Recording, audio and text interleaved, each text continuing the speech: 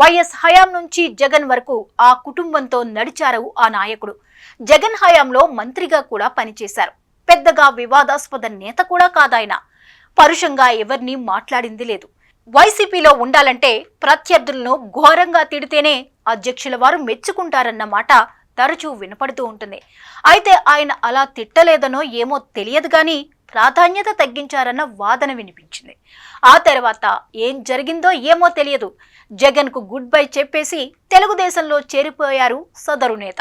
అయితే ఇక అప్పటి నుంచి ఫుల్ సైలెంట్ అయిపోయారు. మరి ఆయన పొలిటికల్ ఫ్యూచర్ ఏంటి? రాజకీయాల్లో ఉన్నట్లా లేనట్లా?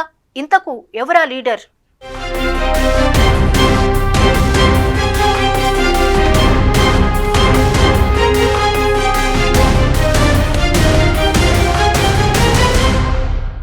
ఒకప్పుడు రాష్ట్రంలో కీలక నాయకుడిగా వెలిగారు. ఉప ముఖ్యమంత్రిగా పనిచేసి ముఖ్యమైన శాఖలను కూడా చూసుకున్నారు.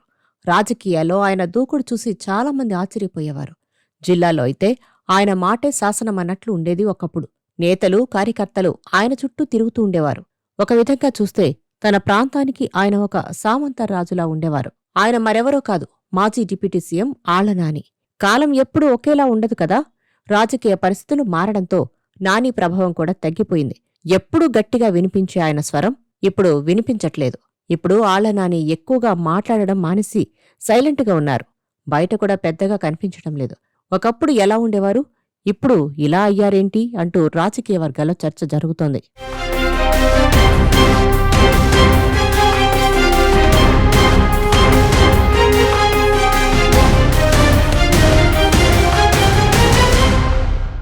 ఆయన కొద్ది నెలల క్రితమే టీడీపీలో చేరారు. కాని దానికంటే ముందు వైసీపీకి గుడ్ బై చెప్పేశారు.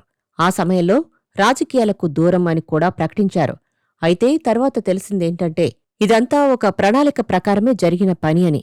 వైసీపీ నుంచి బయటకు రావడానికి కారణాలు ఆయనకే బాగా తెలిసి ఉంటాయి. కాని ఇప్పుడు ఒకే ప్రశ్న వినిపిస్తుంది. టీడీపీలో చేరి ఆయన సాధించింది ఏంటి అని. సైకిల్ ఎక్కినా అధికారంలో ఆయనకు ప్రాధాన్యత దక్కడం లేదని అంటున్నారు. పార్టీలో ఉన్న ఎలాంటి కీలక పాత్రగాని పదవిగాని ఆయనకు దక్కలేదని అంటున్నారు.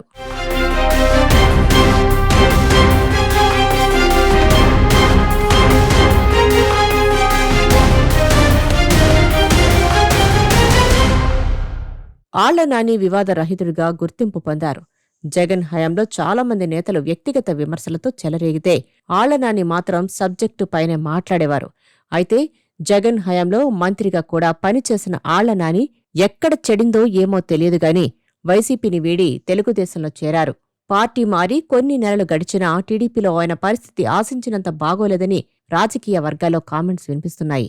ఏలూరు జిల్లాలో ఒకప్పుడు ఆళ్ల నాని అంతా తానే శాసించారు. ఆ సమయంలో ఆయన రాజకీయ ప్రభావం చాలా ఉంది. టీడీపీ నేతలు ఇప్పటికీ ఆయనను పూర్తిగా తమ వాడిగా అంగీకరించలేదు.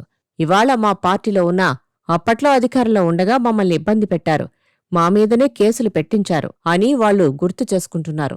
అందుకే ఆయనను తమ వ్యక్తిగా చూడటానికి ఇష్టపడడం లేదని అంటున్నారు. జిల్లాలో జరిగే పార్టీ కార్యక్రమాలకు, అధికార వేడుకలకు కూడా నానికి పిలుపులు రావడం లేదట.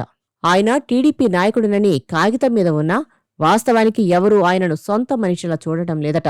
దీంతో నాని కూడా ఎక్కడా కనిపించడం లేదని అంటున్నారు.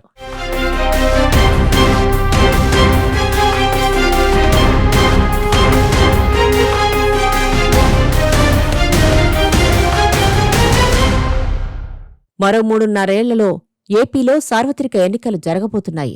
ఇప్పుడు నాని టీడీపీలో ఉన్నప్పటికీ ఆయనకు వచ్చే ఎన్నికల్లో టికెట్టు దక్కుతుందా అనే ప్రశ్న వస్తుంది. ఎందుకంటే టీడీపీ ఇప్పటికే 3 పార్టీలతో కలిసి కూటమిగా ఉంది. అలాగే పార్టీలో లెక్కలేనంత మంది నేతలు ఉన్నారు. వారిని దాటుకుని నానికి టికెట్టు రావడం సులభం కాదని రాజకీయ వర్గాలంటున్నాయి. నాని పార్టీకి కొత్త కాబట్టి మొదటి నుంచి ఉన్న నేత కాదు అనే ముద్ర కూడా ఆయనకు ఉంటుంది. అందుకే ఎన్నికల సమయంలో ఆయన వైసీపీలోకి వెళ్తాడా అనే వాదనలు కూడా రాజకీయ వర్గాల్లో వ్యక్తమవుతున్నాయి.